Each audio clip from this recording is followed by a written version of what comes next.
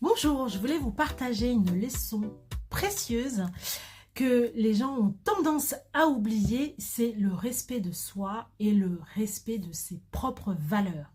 De rester concentré sur ce que nous voulons avant de vouloir respecter ou rentrer dans le cadre et de rentrer dans les codes sociaux, familiaux, de sortir de cette pression que l'on s'impose et de vraiment être à l'écoute de soi-même, car la force que l'on va chercher chez les autres, elle est en nous.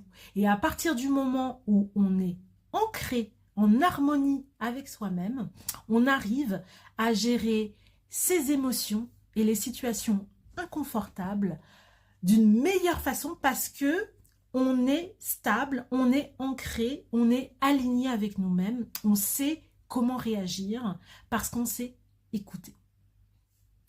Comprendre sa valeur.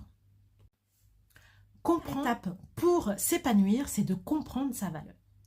C'est-à-dire comment moi-même je fais pour me sentir forte et puissante sans personne. C'est-à-dire que ta situation sentimentale ne définit pas la personne que tu es.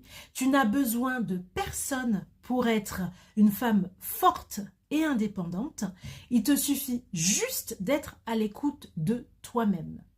Fuis les relations qui te rabaissent et attire naturellement les personnes et les situations qui t'élèvent. Savoir poser des limites. Poser des limites, c'est se respecter soi-même.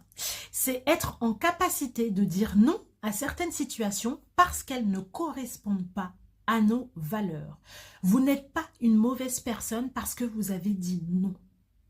Vous êtes par contre dans une situation inconfortable quand vous répondez aux besoins des autres avant les vôtres.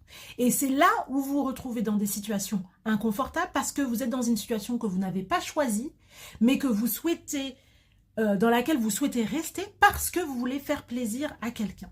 Et ça, ce n'est ni rendre service à la personne à laquelle vous souhaitez le faire et ni vous rendre service à vous-même.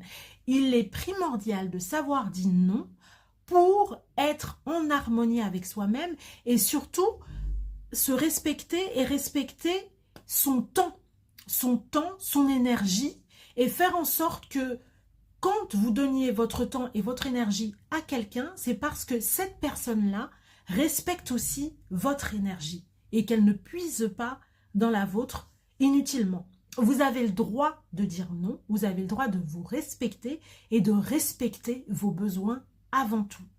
Cela ne vous empêche pas d'être une bonne personne.